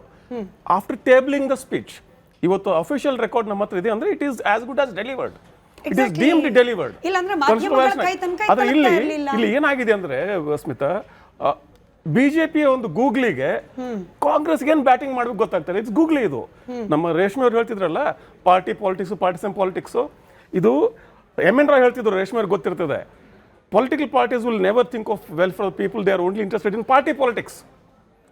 ರಾಜಕೀಯ ಪಕ್ಷಗಳು ಪಕ್ಷ ರಾಜಕಾರಣ ಮಾತ್ರ ಮಾಡ್ತವೆ ಅಂತೇಳಿ ಏನಾಗಿದೆ ಇಲ್ಲಿ. ಲೆಟ್ಸ್ ಟೇಕ್ ಇದು ಮೂಲ ಏನು, ಮನ್ರೇಗಾ ಮತ್ತು ವಿಬಿಜಿ ರಾಮ್ಜಿ. ಮನ್ರೇಗಾನ ವಿಬಿಜಿ ರಾಮ್ಜಿ ಯಾಕೆ ಮಾಡಿದ್ರು, ಅಥವಾ ವಿಕಸಿತ ಭಾರತ ಗ್ರಾಮ ಯೋಜನೆ ಅಂತ ಯಾಕೆ ಅನ್ಲಿಲ್ಲ, ಅಲ್ಲಿ ರಾಮ ತಂದೆ ಯಾಕಿಟ್ರು, that's a political move definitely. ಇದನ್ನ ವಿರೋಧ ಮಾಡಬೇಕು ಅಂತ ಕಾಂಗ್ರೆಸ್ ವರ್ಕಿಂಗ್ ಕಮಿಟಿಯಲ್ಲಿ ಒಂದು ಡಿಸಿಷನ್ ತಗೊಳ್ತಾರೆ. What is it? It is political. ಈ ಪೊಲಿಟಿಕಲ್ ಆಮೇಲೆ ಮೊನ್ನೆ ಖರ್ಗೆ ಅವ್ರು ಹೇಳಿದ್ರಲ್ಲ ಗುಲ್ಬರ್ಗಾದಲ್ಲಿ, ನೀವು ಕಾಂಗ್ರೆಸ್ ನಾಯಕರು ನೀವು ನಿಮ್ಮ ಅಧಿಕಾರ ತಿಕ್ಕಾಟದಲ್ಲಿ ಬ್ಯುಸಿ ಆಗಿಬಿಟ್ಟಿದ್ದೀರಿ, ಇದು ನರೇಗಾ ಬಗ್ಗೆ ಹೋರಾಟ ರೂಪಿಸಿದ್ರೆ ಹಾಗೆ ಅಂತ ಹೇಳಿದ್ರಲ್ಲ. ಅದಕ್ಕೋಸ್ಕರ ಈ ರೀತಿಯ ಒಂದು ಸಂದೇಶ ಕೊಡೋಕ್ಕೆ ಒಂದು ವಿಶೇಷ ಸದನ ಕರೆದು ಆ ಸದನದಲ್ಲಿ ಇದ್ರ ಬಗ್ಗೆ ಚರ್ಚೆ ಮಾಡಬೇಕಂತ ಉದ್ದೇಶ ಇತ್ತು. The object is political. First of all it's political. ಆದರೆ ಏನಾಯ್ತು ಅಂದರೆ, ಈಗ ರಾಜ್ಯಪಾಲರು ಆ ಭಾಷಣ ಮಾಡದೆ ಹೋಗ್ಬಿಟ್ರೆ ಆದ್ಮೇಲೆ we are only talking about governor's limitations. We are not talking about the issue at all. ಇದು ಬಿಜೆಪಿ ಗುಗ್ಲಿ. ಇದು ಈ ನರೇಗಾ ಬಗ್ಗೆ ವಿಬಿಜಿ ರಾಮ್ಜಿ ಬದಲಾಗಿ ಗವರ್ನರ್ ಬಗ್ಗೆ we are talking that the headline has shifted. ವಿಷಯಾಂತರ ಆಗ್ಬಿಡ್ತಲ್ಲ, ಹೆಡ್ಲೈನ್ has shifted. ಹಾಗೇನೆ ನಮ್ಮ ನಡಹಳ್ಳಿ ಸಾಹೇಬ್ ಹೇಳ್ತಿದ್ರಲ್ಲ, ನಾವು ಬಹಳ ಗೌರವಯುತವಾಗಿ ಮಾತಾಡಿದ್ವಿ ಹಂಸರಾಜ್ ಭಾರದ್ವಾಜ್ ಬಗ್ಗೆ.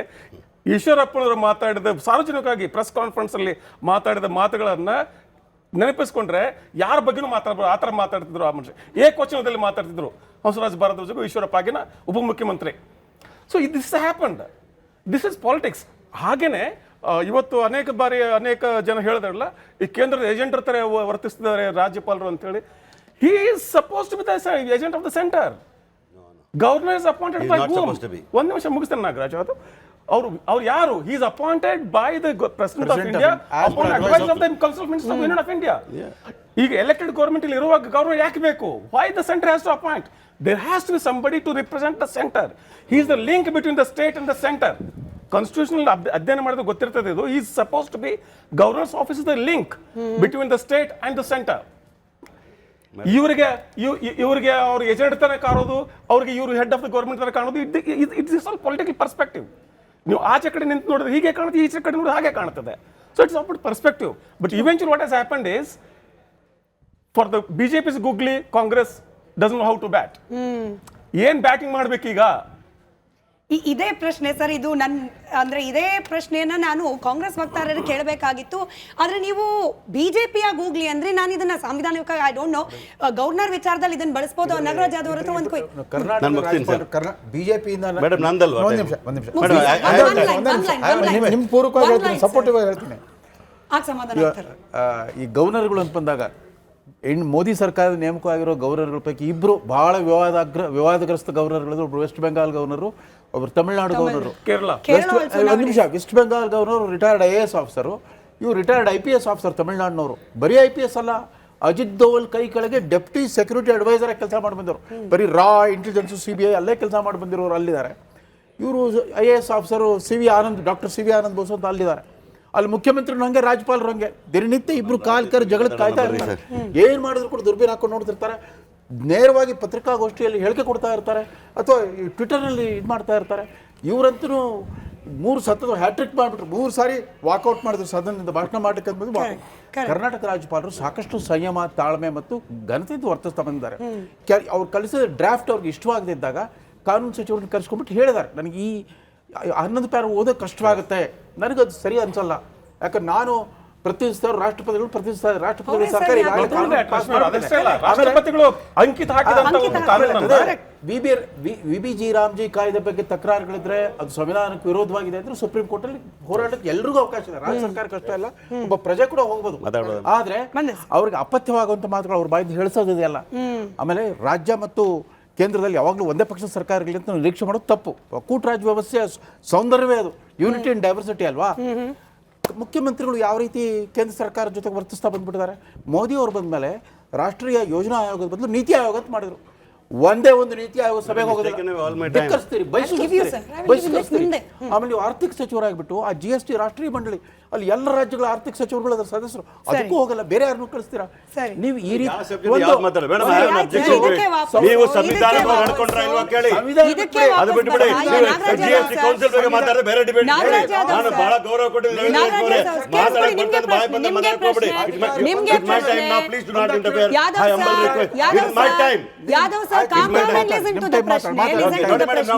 ಇಟ್ನಾಳ್ ಸರ್ ಹೇಳ್ದಂಗೆ ಕೇವಲ ಬಿಜೆಪಿಯಿಂದ ಮಾತ್ರ ಹೋಗ್ಲಿ, ಎಲ್ಲ ರಾಜ್ಯಪಾಲರಿಂದನೂ ಅದೇನಾ ಅಂತ ಹೇಳಿ. ಯಾಕೆ ರಾಜ್ಯಪಾಲರು ತಾವು ಬರೆದುಕೊಟ್ಟ ಅಂದ್ರೆ ತಮ್ಮ ಸರ್ಕಾರದ ಬರೆದುಕೊಟ್ಟ ಭಾಷಣವನ್ನ ಓದ್ಬಿಟ್ಟಿದ್ರೆ ಕೇಂದ್ರಕ್ಕೆ ಮುಜುಗರ. ಅವ್ರು ಓದದೆ ಹೋದ್ರೆ ಪೊಲಿಟಿಕಲಿ ನೀವು ಇದನ್ನ ಗೇಮ್ ಆಗಿ ಉಪಯೋಗಿಸ್ಕೊಳ್ಬಹುದಾಗಿತ್ತು. ರಾಜ್ಯಪಾಲರು ಬರಲೇ ಇಲ್ಲ, ರಾಜ್ಯಪಾಲರು ಓದ್ಲೇ ಇಲ್ಲ, ಈಗ ಬಂದ್ರು ಓದಿದ್ರು ಓದದೇ ಇರೋ ತರದಲ್ಲಿ ಮಾಡಿಬಿಟ್ರು. ಅಲ್ಲಿ ಕಾಂಗ್ರೆಸ್ಗೆ double googly at the same time. ನೋಡಿ, ಒಂದು ಹೇಳ್ತೀನಿ, ಮಾನ್ಯ ಸ್ನೇಹಿತರು ಹೇಳ್ತಾ ಇದ್ರು ರಾಜ್ಯಪಾಲರ ಬಗ್ಗೆ ಹೇಳಿದ್ರು. ಫಸ್ಟ್ ಬೇಸಿ ಅದೇ ಬಂದ್ಬಿಡ್ತದೆ. ಈಗ ನೋಡಿ, ಅಂಡರ್ ದ ಆರ್ಟಿಕಲ್ 153 and 162 ಒಳಗಡೆ ಬರ್ತಕ್ಕಂಥ ರಾಜ್ಯಪಾಲರನ್ನು ಕೇಂದ್ರದ ಪ್ರತಿನಿಧಿ ಅಥವಾ ಏಜೆಂಟ್ ಎಂದು ಹೇಳಿಲ್ಲ. This is constitution, remember. ರಾಜ್ಯಪಾಲರು ಸಂವಿಧಾನಾತ್ಮಕವಾದ ಪ್ರಾಧಿಕಾರ, ರಾಜಕೀಯ ಪ್ರತಿನಿಧಿ ಅಲ್ಲ. That means away from all the agent sir, one minute sir, you asked me not to interfere. I'm telling you what you quoted is wrong. You said a word saying that ಅವರು ಕೇಂದ್ರ ಸರ್ಕಾರದ agent ಅಂತಂದ್ರಲ್ಲ, ತಪ್ಪು. ಅದು ಸಂವಿಧಾನದಲ್ಲಿ ಬರೆದಿದೆ ಅಂತ ಹೇಳಿಲ್ಲ ನಾನು. ಇಲ್ಲ, ಅದು ನೀವು ಹೇಳಿದ್ರಿ. ಹೇಳಿಲ್ಲ ಸರ್, ಬೈ ಪ್ರಾಕ್ಟೀಸ್ ಅಂತ ಅವರು ಹೇಳಿದ್ರು. there is a by practice also he cannot be an agent. He is a custodian. ನೀವು ಕರಿಬೇಡಿ ಸರ್, ನೀವು ಅಂದ್ರೆ ನಿಮ್ಮ ಪಕ್ಷದವರು ಕರಿಬೇಡಿ ಹಾಗಂತ, ನಿಮ್ಮ ಪಕ್ಷದವರು ಕರಿಬೇಡಿ ಹಾಗಂತ. ಆಯ್ತು, ನೀವು ಮಾತಾಡಿ ಮುಗಿಸ್ಕೊಳ್ಳಿ, ನಾನು ಕೂತ್ಕೊಳ್ತೀನಿ. ನಾನು ಹೇಳಿದ ನೋಡಿ madam, governor deserves an authority from the constitution, not from the union government. ಕನ್ನಡದಲ್ಲಿ ಹೇಳಿದ್ರೆ ಅರ್ಥ ಆಗಿಲ್ಲ, ಅದಕ್ಕೆ ನಾನು ಹೇಳಿದ್ದೀನಿ. ಆಯ್ತಾ? ಅಲ್ಲಿಂದ ಬಂದಾಗ ಹೇಳ್ತಾ ಇದ್ರು, ಅಲ್ಲಿಂದ ಬಂದು ಹೇಳ್ತಾ ಇದ್ರು, ಏನ್ ಹೇಳ್ತಾರೆ ಗೊತ್ತಾ? 70 ಯಾವ ಕಾನೂನಲ್ಲಿ ಇದೆ ಅಂತ ಹೇಳ್ತಾರಲ್ಲ, 176 ಗೆ ಬರ್ತೇನೆ. ಬೇಡ, 163 ಓದಿ. ಯಾಕೆ 176? 176 ಇರೋದು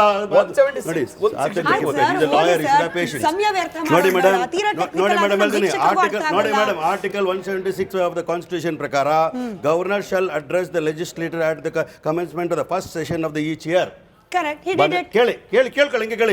The word shall makes it constitutional duty, not an optional or discretionary in nature. ಬಂದ್ರಲ್ಲ ಸರ್, ಸೆಕೆಂಡ್ ವರ್ಡ್ ನೋಡ್ಕೊಳ್ಳಿ ಮೇಡಮ್, ಏನ್ ಹೇಳ್ತದೆ ನೋಡಿ. It cannot be it is a constitutional ಬಂದಿದ್ದಾರೆ, ಒಪ್ಕೊಂಡಿದ್ದೀನಿ ನೀವು ಹೇಳಿ ಮಾತನ್ನ. ನೆಕ್ಸ್ಟ್ ಏನ್ ಹೇಳ್ತದೆ ಗೊತ್ತಾ? Not an optional or discretionary act. He cannot have a discretionary. Second ಹೇಳ್ತೀನಿ ನೆಕ್ಸ್ಟ್ ಹೇಳ್ತೀನಿ ಕೇಳಿ. Refusal to address the joint session amounts to constitutional impropriety. Of course today ಅಲ್ಲಿ ಇಲ್ಲಿ ಬರ್ತೀನಿ ನೋಡಿ, ಏನು ಓದಬೇಕು ಅಂತ ಹೇಳ್ತೀನಿ, ಕೇಳ್ಕೊಳ್ಳಿ. ಸುಮ್ಮನೆ ಏನೇನು ಹೇಳಬೇಡ. ಕೇಳ್ಕೊಳ್ಳಿ ಮೇಡಮ್. ರಾಜ್ಯಪಾಲರ ವಿಶೇಷ ಭಾಷಣ ಮೇಡಮ್, ರಾಜ್ಯಪಾಲರ ವಿಶೇಷ ಭಾಷಣ ಪ್ರತಿಯೊಂದು ಸರ್ ನೋಡಿ 176 ಕೇಳಿ. 176 ಪ್ರಕಾರ ನೋಡಿ, ಕಂಪ್ಲೀಟ್ ರಾಜ್ಯಪಾಲನು ಅಂತಿದೆ. I am not using it, is here. ರಾಜ್ಯಪಾಲನು ವಿಧಾನಸಭೆಯನ್ನು ಅಥವಾ ರಾಜ್ಯ ವಿಧಾನ ಪರಿಷತ್ ಹೊಂದಿರುವ ಸಂದರ್ಭದಲ್ಲಿ ಒಟ್ಟಿಗೆ ಸಭೆ ಸೇರುವ ಉಭಯ ಸದನಗಳನ್ನು ಉದ್ದೇಶಿಸಿ ಭಾಷಣ ಮಾಡತಕ್ಕದ್ದು ಮತ್ತು ವಿಧಾನಪಡಿಯನ್ನು ಕರೆದಿರುವ ಕಾರಣಗಳನ್ನು ಅದಕ್ಕೆ ತಿಳಿಸತಕ್ಕದ್ದು. ಹೇಳಿದ ಕಾರಣಗಳೇನು ಕರೆದಿದ್ದೀವಿ ಅಂತ ಇದರಲ್ಲಿದೆ, ಸಂಪೂರ್ಣವಾಗಿದೆ. ನಾವು ಯಾವ ಕಾರಣಕ್ಕೆ ಮಾಡಿದೀವಿ ಅಂತ ನೀವೆಲ್ಲವನ್ನು ಓದಬೇಕಾಗ್ತದೆ. ಸಂವಿಧಾನದ ಆಶಯ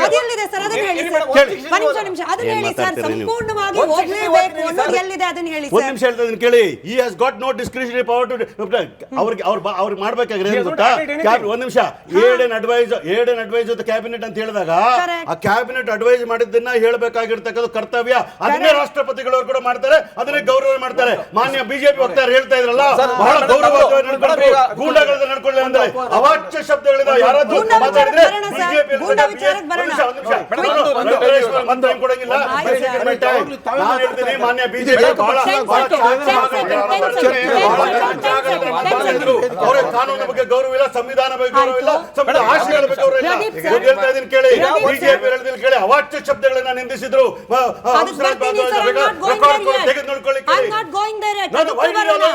ಅದಕ್ಕೂ ಬರೋಣ ಸರ್, ಚರ್ಚೆ ಆಗ್ಬೇಕು.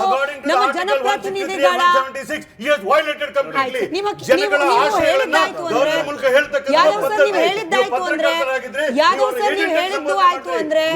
ನಿಮ್ದು ಮಾತು ಮುಗಿತು ಅಂದ್ರೆ ಬೇರೆಯವ್ರಿಗೂ ಮಾತನಾಡ್ಲಿಕ್ಕೆ ಅವಕಾಶ ಇದೆ. ನಾವು ಸಿಂಪಲ್ ಪ್ರಶ್ನೆ ಕೇಳಿದ್ದು, ರವೀಂದ್ರ ರಶ್ಮಿ ಸರ್ ಉತ್ತರ ಕೊಡ್ಲಿ, ಪ್ರದೀಪ್ ಅವರು ಉತ್ತರ ಕೊಡ್ಲಿ. ಎಲ್ಲಿ ಬರೆದಿದೆ ಸಂಪೂರ್ಣವಾಗಿ ವರ್ಡ್ ಬೈ ವರ್ಡ್ ಓದ್ಲೇಬೇಕು ಅನ್ನೋದು.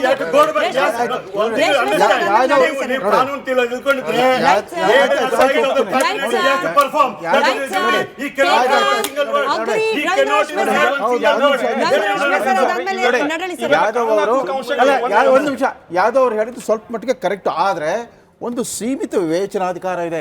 ಈ ಭಾಷಣ ಬಿಟ್ಟು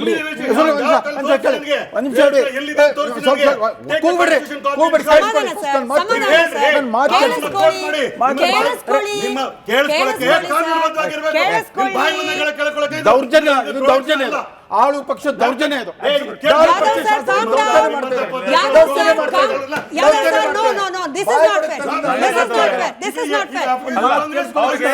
ಡೆಮಾಕ್ರೆಟಿಕ್ ಪ್ಯಾನೆಲ್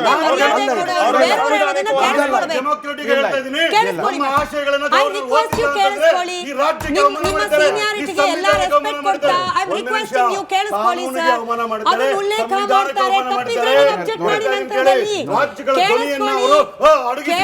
ಇವಾಗ ನೀವು ಪ್ಯಾನಲಿಸ್ಟ್ಗಳ ಧ್ವನಿಯನ್ನು ಅಡಗಿಸಬೇಡಿ ಸರ್, ನೀವು ಪ್ಯಾನಲಿಸ್ಟ್ಗಳ ಧ್ವನಿಯನ್ನು ಅಡಗಿಸಬೇಡಿ. ಕೇಳಿಸ್ಕೊಳ್ಳಿ, ತಪ್ಪಿದ್ರೆ ನೀವು ಅಬ್ಜೆಕ್ಟ್ ಮಾಡಿ ಫಸ್ಟ್ ಏನ್ ಹೇಳ್ತಾರೆ ಕೇಳಿಸ್ಕೊಳ್ಳಿ.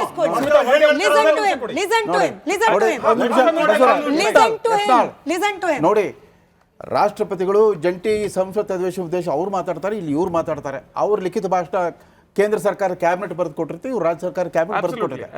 ಈ ಭಾಷಣ ಬಿಡಿ, ಸದನದಲ್ಲಿ ಪಾಸ್ ಆಗಿರೋ ಮಸೂದೆ ಬಗ್ಗೆ ಕೂಡ ತಮ್ಮ ವಿವೇಚನೆ ಬಳಸ್ಬಿಟ್ಟು ವಾಪಸ್ ಕಳಿಸೋ ಅಧಿಕಾರ ರಾಜ್ಯಪಾಲರಿಗೆ ಒಂದು ಸೀಮಿತ ಅಧಿಕಾರ.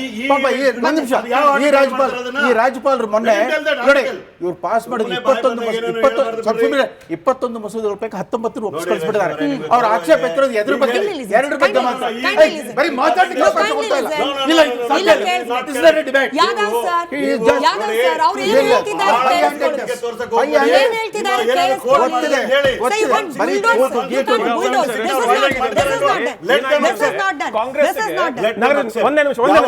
ನಿಮಗೆ ಏನಾಗಿದೆ ಅಂದ್ರೆ ನಿಮ್ಮ ಕಾನ್ಸ್ಟಿಟ್ಯೂಷನ್ ನೀವು ಒಬ್ಬರೇ ಓದಿಲ್ಲ, ರಾಜ್ಯದ ಹಿತ ಕಾಪಾಡಲಿಕ್ಕೆ ತಂದಿರತಕ್ಕಂತ ಪದಗಳನ್ನ ಗವರ್ನರ್ ಹೇಳಿಲ್ಲ ಅನ್ನೋದಾದ್ರೆ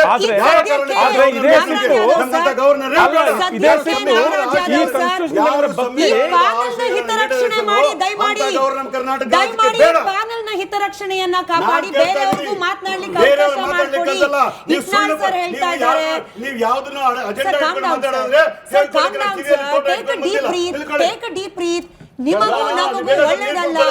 ನಾನ್ ನೀರ್ ಕುಡಿತೀನಿ ಸರ್, ಸಾಧ್ಯ ಆದ್ರೆ ನಿಮ್ಗೂ ನೀರ್ ಕುಡಿಸೋಣಂತೆ. ಅದ್ರ ನನಗೆ ಇಂಟೆನ್ಷನ್ ಇಲ್ಲ. ಇಟ್ನಾಳ್ ಸರ್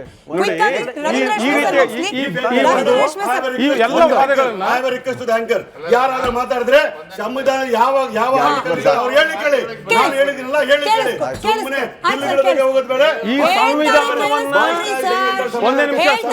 ಕೇಳಿಸ್ಕೊಳ್ಳಿ. ಕೇಳಿಸ್ಕೊಳ್ಳಿ ಕೇಳಿಸ್ಕೊಳ್ಳಿ. ನಾಗರಾಜ್ ಅವರೇ, ಕೇಳಿಸ್ಕೊಳ್ಳಿ. ನಿಮ್ಮ ಕೈಲಿರುವ ಸಂವಿಧಾನದ ಇರುವಂತ ಅಂಶಗಳನ್ನು ಮುಂದಿಟ್ಟುಕೊಂಡೇನೆ ನಾನು ಹೇಳ್ತಾ ಇದ್ದೇನೆ ನಮ್ ಕೇಳಿಸ್ಕೊಳ್ಳಿ. Madam So you're not giving him the option to speak. ನಿಮ್ಮ But ಕೈಲಿರೋ ಪೂರ್ತಿ ಸಂವಿಧಾನ ಇದೆ ಅಲ್ಲ, ರವೀಂದ್ರ ರೇಷ್ಮೆ ಸರ್ ಅವರ voice now ಮಾತಾಡ್ತಾರೆ. ಅರ್ಧ ನಿಮಿಷ. I will come back to you. Ravindra ರೇಷ್ಮೆ ಸರ್ ಹೊರತುಪಡಿಸಿ ನನ್ನ ವಾಯ್ಸ್ ಕೂಡ ಬೇಡ, ಮ್ಯೂಟ್ ಮಾಡಿ ರವೀಂದ್ರ ರೇಷ್ಮೆ ಸರ್ for 1 minute. ಎರಡು ಸಂದರ್ಭದಲ್ಲಿ ಮಾತ್ರ ರಾಜ್ಯಪಾಲರಿಗೂ ಒಂದು ಸೀಮಿತ ವಿವೇಚನಾಧಿಕಾರ ಇದೆ. ಒಂದು, ಚುನಾವಣೆ ಫಲಿತಾಂಶ ಬಂದಾಗ ಸ್ಪಷ್ಟ ಬಹುಮತವಿಲ್ಲದೆ ಇದ್ದಾಗ ಹಂಗಾಸಂಬ್ಲಿ ಸೃಷ್ಟಿ ಆಗಿರುತ್ತಲ್ಲ, ಅವಾಗ ಯಾರನ್ನು ಕರೆದು ಸರ್ಕಾರ ರಚಿಸೋದಕ್ಕೆ ಅನುಮತಿ ಕೊಡಬೇಕು ಅನ್ನೋದಕ್ಕೆ ಅದೊಂದು ಸಣ್ಣ ವಿವೇಚನಾಧಿಕಾರ ಇದೆ. ಅದು ಬಿಟ್ಟರೆ ಉಭಯ ಸದನಗಳಲ್ಲಿ ಪಾಸ್ ಆಗಿರೋ ಮಸೂದೆ ಅವರು ಒಪ್ಪಿಗೆ ಪಡ್ಕೋಕೆ ಬಂದಾಗ ಅಲ್ಲೂ ಕೂಡ ತಮ್ಮ ವಿವೇಚನೆ ಬಳಸಿ ಅದನ್ನು ವಾಪಸ್ ಕಳಿಸೋದಕ್ಕೆ ತಮ್ಮ ಆಕ್ಷೇಪಣೆ ಲಿಖಿತ ರೂಪದಲ್ಲಿ ಕಳಿಸಿ, ಈ ಸಾರಿ ನೋಡಿ 21 ಮಸೂದೆ ರೂಪಾಯಿಗೆ 19 ವಾಪಸ್ ಕಳಿಸಿದ್ರು. ಎರಡಕ್ಕೆ ಯಾವುದು, ಒಂದು ಹೇಟ್ ಸ್ಪೀಚ್ ಮಸೂದೆ ಮತ್ತು ಪರಿಶಿಷ್ಟ ಜಾತಿಗಳ ಒಳ ಮೀಸಲಾತಿಗೆ ಸಂಬಂಧಪಟ್ಟಂತೆ ಕೆಲವು ಆಕ್ಷೇಪಣೆ ಸಮೇತ ವಾಪಸ್ ಕಳಿಸಿದ್ದಾರೆ. ಅಷ್ಟರ ಮಟ್ಟಿಗೆ ಈ ತಮಿಳುನಾಡು ಅಥವಾ ಪಶ್ಚಿಮ ಬಂಗಾಳ ರಾಜ್ಯಪಾಲರಷ್ಟು ಪಾಪ ಇವರು ಜಗಳ ಗಂಟುತ್ತಾರ, ಈ ತರ ಬುದ್ಧಿಪೂರ್ವಕವಾದ ರಾಜಕೀಯ ಮಾಡಕ್ ಹೋಗಿಲ್ಲ. ನಾನು ಬಿಲ್ ಮಾತಾಡ್ತಾ ಇಲ್ಲ.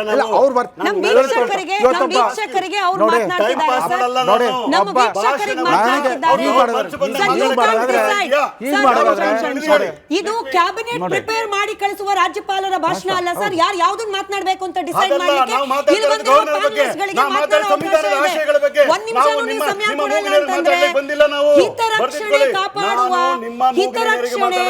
ಹಿತರಕ್ಷಣೆ ಕಾಪಾಡುವ ಔದಾರ್ಯತೆಯನ್ನ ದಯಮಾಡಿ ಕಾಂಗ್ರೆಸ್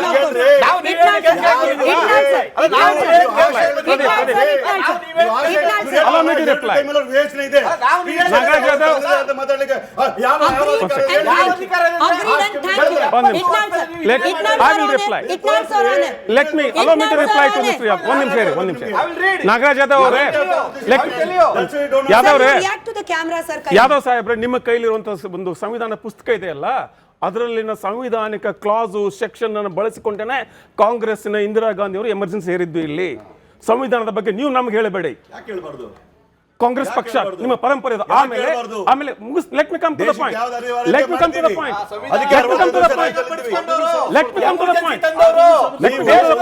ನೀವು ಹೇಳಿದ ಎಲ್ಲ ನಿಮ್ಮ ಎಲ್ಲ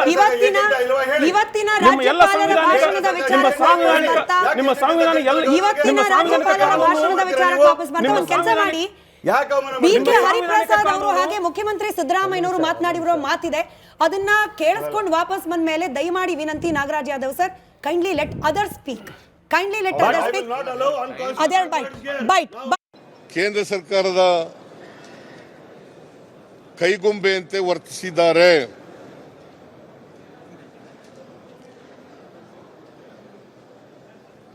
ಕೇಂದ್ರ ಸರ್ಕಾರ ಅವರ ಮಾಡಿರ್ತಕ್ಕಂಥ ತಪ್ಪನ್ನು ಮುಚ್ಚಿಕೊಳ್ಳಲಿಕ್ಕೋಸ್ಕರ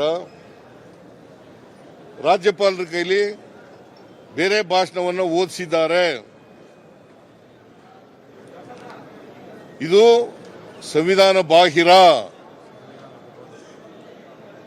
ಸಂವಿಧಾನದ ಉಲ್ಲಂಘನೆ. ಅವರ ಕರ್ತವ್ಯವನ್ನು ಪಾಲನೆ ಮಾಡಿಲ್ಲ, ಅವರ ಜವಾಬ್ದಾರಿಯನ್ನು ಪಾಲನೆ ಮಾಡಿಲ್ಲ. ಕೇಂದ್ರ ಸರ್ಕಾರದ ಕೈಗೊಂಬೆಯಂತೆ ವರ್ತಿಸಿದ್ದಾರೆ.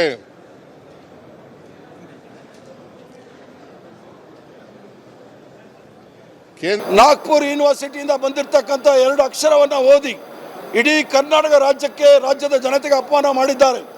ಅದರಲ್ಲಿ ನಾವು ಪ್ರತಿಭಟನೆ ಮಾಡೋ ಸಂದರ್ಭದಲ್ಲಿ ಭಾರತೀಯ ಜನತಾ ಪಾರ್ಟಿಯ ಕೆಲವು ಶಾಸಕರು ನನ್ನ ಬಟ್ಟೆಯನ್ನು ಹರಿದು ಹಿಂದೆಯಿಂದ ಹರಿದಿದ್ದಾರೆ. ಮುಂದೆ ಬರಲಿಕ್ಕೆ ಯಾರಿಗೂ ಧೈರ್ಯ ಇಲ್ಲ. ಅವ್ರಿಗೆ ರಣಹೇಡಿಗಳು, ಬ್ರಿಟಿಷರ ಬೂಟ್ ನೆಕ್ದವರು ಭಾರತೀಯ ಜನತಾ ಪಾರ್ಟಿಯವರು, RSS ಅವರು ಮುಂದೆ ಬಂದು ಹೋರಾಟ ಯಾವತ್ತೂ ಮಾಡಲಿಕ್ಕೆ ಅವ್ರಿಗೆ ಧೈರ್ಯ ಇಲ್ಲ.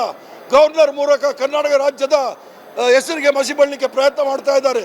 ಒಂದು ಪ್ರಗತಿಶೀಲ ರಾಜ್ಯ ಅನಿಸ್ಕೊಂಡಿರ್ತಕ್ಕಂಥದ್ದು, ಅತಿ ಹೆಚ್ಚಿನ GST ಕೊಡ್ತಕ್ಕಂಥ ರಾಜ್ಯ ಅನಿಸ್ಕೊಂಡಿರ್ತಕ್ಕಂಥದ್ದು ನಾಗ್ಪುರ್. ಇಷ್ಟೆಲ್ಲ ಸಂವಿಧಾನ ಆರ್ಟಿಕಲ್ಗಳ ನಡುವೆ ನಡಳಿ ಸರ್, ಹರಿಪ್ರಸಾದ್ ಅವರು ಬಟ್ಟೆನ ಹಿಂದಿಂದ ಯಾಕ್ರಿ ಹರಿಯಕ್ಕೋಯ್ತು ಬಿಜೆಪಿ ಪಕ್ಷ? ಮುಂದೆ ಬರೋ ಧೈರ್ಯ ಇಲ್ಲ ಅಂತ ಹೇಳ್ತಿದ್ದಾರೆ. ಹಿಂದಿಂದ ಬಟ್ಟೆ ಹರಿದವ್ರು ಯಾರಪ್ಪ? ನಮ್ಗಂತೂ ಮಾರ್ಷಲ್ಗಳು ಕಾಣಿಸಿದ್ರು, ಬಿಜೆಪಿ ಅವರು ಅದು ಯಾರು ಬಟ್ಟೆ ಹರಿದ್ರು ಹೇಳ್ಬೇಕು. ಕರ್ನಾಟಕ ಜನ ಇವತ್ತು ಲೈವ್ ಆಗಿ ನೋಡಿದ್ದಾರೆ. ಯಾರು ಬಟ್ಟೆ ಹರಿದ್ರು, ಯಾರ ಮೇಲೆ ಯಾರು ಗುಂಡಾಗಿರಿ ಮಾಡಿದ್ರು, ಯಾರು ಎಷ್ಟು ಗೌರವಯುತವಾಗಿ ನೋಡಿಕೊಂಡ್ರು ಅಂತಕ್ಕಂಥದ್ದನ್ನು ಬಹುಶಃ ನನಗನ್ನಿಸ್ತದೆ B.K. ಹರಿಪ್ರಸಾದ್ ಒಬ್ಬ ಹಿರಿಯ ನಾಯಕರು. ಅವರ ನಡವಳಿಕೆ ಇವತ್ತು ಒಬ್ಬ ಅತ್ಯಂತ ಸಾಮಾನ್ಯನೂ ಕೂಡ ಇವತ್ತು ನೋವು ಪಡ್ತಕ್ಕಂಥದ್ದು ಮತ್ತು ಚೀತು ಅಂತಕ್ಕಂಥ ರೀತಿಯಲ್ಲಿ ಅವ್ರು ನಡ್ಕೊಂಡಿರ್ತಕ್ಕಂಥದ್ದು. ಇವತ್ತು ಭಾಳ ಸ್ಪಷ್ಟವಾಗಿ ಸ್ಪೀಕರ್ ಅವರು ನೋಡಿ, ಈಗ ನಾವಿಲ್ಲಿ ಸಂವಿಧಾನದ ಬಗ್ಗೆ ಮಾತಾಡ್ತಾಯಿದ್ವಿ, ಅಸೆಂಬ್ಲಿಯಲ್ಲಿ ಹೆಂಗೆ ನಡ್ಕೋಬೇಕು ಅನ್ನೋದು ರೂಲ್ಸ್ ಬುಕ್ಗಳಿದ್ದಾವೆ. ಅಸೆಂಬ್ಲಿಯಲ್ಲಿ ಯಾರು ಇವತ್ತು ಅವಮಾನಕರವಾಗಿ ಗುಂಡಾಗಿರಿ ವರ್ತನೆಯನ್ನು ಮಾಡಿದ್ದಾರೆ ಅವರೆಲ್ಲರನ್ನು ಕೂಡ ತಕ್ಷಣ ಅವರು ಈ ಒಂದು ಅಸೆಂಬ್ಲಿ ಮುಗಿಯವರೆಗೆ ಆದರೂ ಕೂಡ ಅಮಾನತು ಮಾಡಬೇಕಾಗಿತ್ತು. ಅದನ್ನು ಇವತ್ತು ವಿರೋಧ ಪಕ್ಷವಾಗಿ ಭಾರತೀಯ ಜನತಾ ಪಕ್ಷ ಮತ್ತು JDS ಸೇರಿ ಇವತ್ತು ಡಿಮ್ಯಾಂಡ್ ಮಾಡಿದ್ದೇವೆ ನಾವು. ಖಂಡಿತವಾಗಲೂ ಕೂಡ ನಾಳೆ ಅಲ್ಲಿ ವಿಧಾನಸಭೆಯಲ್ಲಿ ಕಲಾಪಗಳು ಸುರಕ್ಷಿತವಾಗಿ ನಡಿಬೇಕಾಗಿದ್ರೆ ನಾನು ಯಾದವ್ ಅವರೇ, ನಾನು ಒಂದು ಮಾತು ಹೇಳ್ತೇನೆ, ನೀನು ಯಾರಿಗಾರ ಅಡ್ಡ ಮಾಡಿದಾಗ ನನ್ನ ಮಾತಾಡೋವಾಗ ಮಾಡಿದ್ರೆ ನೆಟ್ಟಗಿರಲ್ಲ.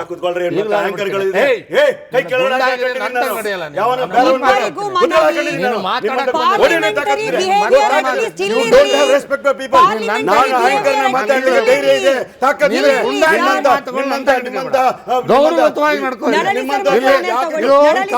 ಕಾಂಗ್ರೆಸ್ ಪಾರ್ಟಿ ಅಲ್ಲ,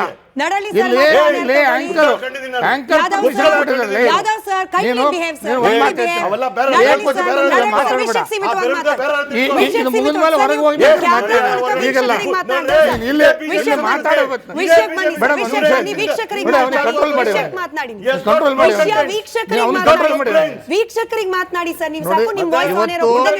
ನಾನು ದಯಮಾಡಿ ರಾಜ್ಯದ ಜನರಲ್ಲಿ ವೀಕ್ಷಕರಲ್ಲಿ ವಿನಂತಿ ಮಾಡ್ತೇನೆ, ಈ ರೀತಿ ಗುಂಡಾವರ್ತನೆ ನೋಡಿ, ಅಸೆಂಬ್ಲಿ ಅಲ್ಲ ಬರೀ ನೋಡಿ, ಎಲ್ಲೇ ಇಡೀ ರಾಜ್ಯದಲ್ಲಿ ಎಲ್ಲೋ ನಾಗರಾಜ್ ಯಾದವ್ನ ರಿಪ್ರೆಸೆಂಟ್ ಕಾಂಗ್ರೆಸ್ ಗುಂಡಾಗಿರಿ ವರ್ತನೆ ಎಲ್ಲ ಹೋಗಲಿ, ಎಲ್ರಿಗೂ ಬುಲ್ಡೋಜರ್ ಮಾತಾಡ್ತಕ್ಕಂಥ ಇಂಥ ಅಯೋಗ್ಯ ವ್ಯಕ್ತಿತ್ವವನ್ನ ಪ್ರದರ್ಶನ ಮಾಡ್ತಾರೆ. ನಾನು ಒಂದು ಮಾತು ಹೇಳ್ತೇನೆ ಮೇಡಮ್, ಈಗ ನೀವು ಕರೆದಿರ್ತಕ್ಕಂಥ ಉದ್ದೇಶ ಏನು? ಇಲ್ಲಿ ರಾಜ್ಯಪಾಲರು ಯಾವ ರೀತಿ ನಡ್ಕೊಂಡ್ರು ಮತ್ತು ಆಡಳಿತ ಪಕ್ಷ ಯಾವ ರೀತಿ ನಡ್ಕೊಂಡ್ರ ಬಗ್ಗೆ ಅವ್ರು ಹೇಳೋದಕ್ಕೆ ಅಧಿಕಾರ ಇದೆ, ಅವ್ರು ಹೇಳಿದಾರ ಹೇಳಿ, ಕೊನೆಗೆ ನಾವು ಹೇಳಲಿಕ್ಕೆ ಅಧಿಕಾರ ಬೇಕಾಗುತ್ತಾನೆ. ಇಲ್ಲಿ ಗೌರವಯುತವಾಗಿ ನಡ್ಕೊಳ್ಬೇಕಾಗ್ತದೆ. ಯಾರೇ ನಾವು ವಕ್ತಾರರಾಗಿ ಬಂದಿರತಕ್ಕಂಥವ್ರು ಮಾತುಗಳು ಬಹಳ ಹಿತಮಿತವಾಗಿರಬೇಕು ಮತ್ತು ಗೌರವಯುತವಾಗಿರಬೇಕು. ನಾನು ಒಂದು ಮಾತು ಹೇಳಿಕ್ಕೆ ಬಯಸ್ತೇನೆ, ಇವತ್ತು ರಾಜ್ಯಪಾಲರಿಗೆ ಅಗೌರವವಾಗಿ ನಡ್ಕೊಂಡಿರ್ತಕ್ಕಂಥದ್ದೇನು ವಿಧಾನಸಭೆಯಲ್ಲಿ ಶಾಸಕರುಗಳು ಯಾರ್ಯಾರು ನಡ್ಕೊಂಡಿದ್ದಾರೆ ಅವರೆಲ್ಲರ ಮೇಲೆ ಕ್ರಮ ಆಗಬೇಕು. ಸ್ಪೀಕರ್ ಅವರು ಈ ಹಿಂದೆ ವಿರೋಧ ಪಕ್ಷದ ಶಾಸಕರುಗಳು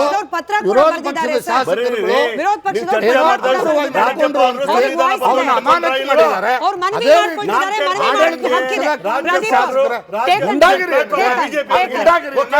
ಬಿಜೆಪಿ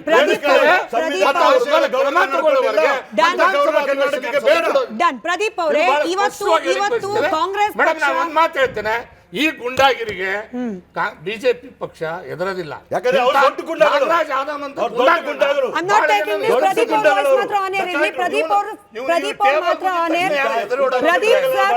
ಕಾಂಗ್ರೆಸ್ ಸರ್ಕಾರದ ಕಡೆಯಿಂದ ಕಾಂಗ್ರೆಸ್ ಸರ್ಕಾರದ ಇಬ್ರು ಕೂತಾ ಇದ್ದೀರಿ ಸರ್, ಇಬ್ರು ಕೂತಾ ಇದ್ದೀರಿ, ಸಮಾಧಾನವಾಗಿ ಕೂತ್ಕೊಳ್ಳಿ ಅಷ್ಟೇ.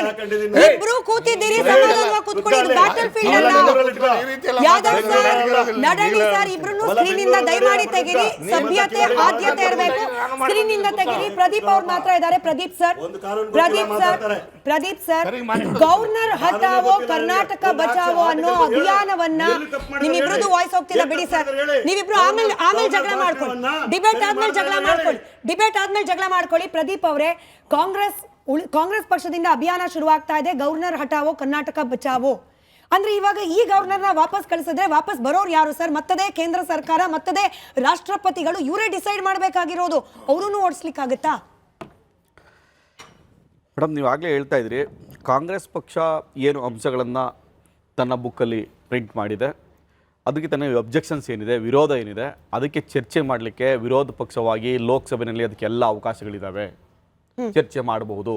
ಆದರೆ ರಾಜ್ಯಪಾಲರ ಭಾಷಣದಲ್ಲಿ, ಜಂಟಿ ಭಾಷಣದಲ್ಲಿ ಈ ವಿಷಯಗಳನ್ನು ತೂರಿಸಿ ರಾಜ್ಯಪಾಲರ ಮೂಲಕ ಏಳ್ಸೋಕ್ಕೆ ಹೊರಟಿರ್ತಕ್ಕಂಥ ವಿಷಯವೇ ತಪ್ಪು. ಅದು ಮಾಡಿದ್ದ ಕಾಂಗ್ರೆಸ್ನ ಮೊದಲ ತಪ್ಪು.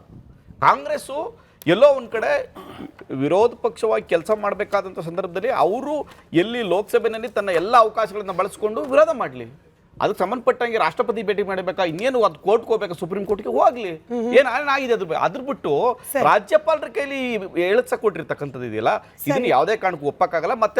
ಮತ್ತೆ ಅವರ ನಡವಳಿಕೆ ಇದೆಯಲ್ಲ, ಇವತ್ತಿನ ಕಾಂಗ್ರೆಸ್ ಶಾಸಕರು ನಡ್ಕೊಂಡಿರ್ತಕ್ಕಂಥ ಇರ್ಬೋದು, ಹರಿಪ್ರಸಾದ್ ನಡ್ಕೊಂಡಿರ್ತಕ್ಕಂಥ ಬಾಲಕೃಷ್ಣ ಅವ್ರು ನಡ್ಕೊಂಡಿರ್ತಕ್ಕಂಥ ಇರ್ಬೋದು, ಇದು ಇರಿ ಅವರು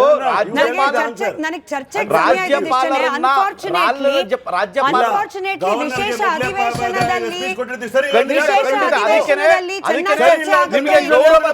ನಮ್ಮಲ್ಲಾದ್ರೂ ವಿಷಯಗಳ ಚರ್ಚೆ ಆಗಿ ಅನ್ನೋ ಆಶಯ ನಮಗಿತ್ತು. ಆಯ್ತು ಪ್ರದೀಪ್ ಸರ್ ಥ್ಯಾಂಕ್ ಯು.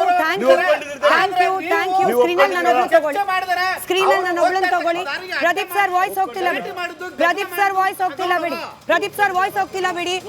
ಸದನದಲ್ಲಿ ಚರ್ಚೆ ಆಗುತ್ತೋ ಇಲ್ವೋ ಗೊತ್ತಿಲ್ಲ, ಅಟ್ಲೀಸ್ಟ್ ನಮ್ಮಲ್ಲಾದ್ರೂ ಹೀಗೆ ಸಾರ್ವಜನಿಕ ವೇದಿಕೆಯಲ್ಲಾದ್ರೂ ಈ ವಿಚಾರಗಳು ಸರಿಯಾಗಿ ಚರ್ಚೆ ಆಗಲಿ ಅನ್ನೋ ಆಶಯ ನಮಗಿತ್ತು. ವೀಕ್ಷಕರಿಗೆ ನಾನು ನಮ್ಮ ಚಾನೆಲ್ ಪರವಾಗಿ ಕ್ಷಮೆಯನ್ನ ಯಾಚಿಸ್ತಾ ಇದ್ದೀನಿ. ಒಂದು ಸಭ್ಯವಾದ ಡಿಬೇಟ್ ನಡೆಸಲಿಕ್ಕೆ ಇವತ್ತು ಸಾಧ್ಯ ಆಗಲಿಲ್ಲ. ಅದಕ್ಕೆ ಕಾರಣಕರ್ತರು ಯಾರೇ ಆದರೂ ಕೂಡ ಆಸ್ ಅನ್ ಜರ್ನಲಿಸ್ಟ್ ನಾನು ಕ್ಷಮೆ ಕೇಳ್ತಿದ್ದೀನಿ ನಿಮ್ಮ ಸಮಯವನ್ನ ವ್ಯರ್ಥ ಮಾಡೋದಕ್ಕೆ. ಅಟ್ ಲೀಸ್ಟ್ ಈ ರೀತಿ ಸಮಯ ವ್ಯರ್ಥ ಈ ಕರೆದಿರುವ ವಿಶೇಷ ಅಧಿವೇಶನದಲ್ಲಿ ಆಗದೆ ಇರಲಿ, ಯಾಕಂದ್ರೆ ಅಲ್ಲಿ ಖರ್ಚಾಗೋದು ನಿಮ್ಮ ದುಡ್ಡು.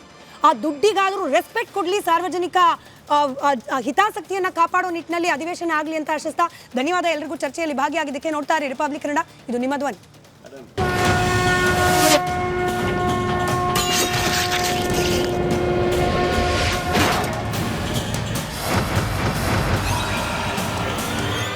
ಚಹಾದ ಅಸಲಿ ಟೇಸ್ಟ್ MDHT+ ನಿಂದಲೇ ಬರುತ್ತೆ.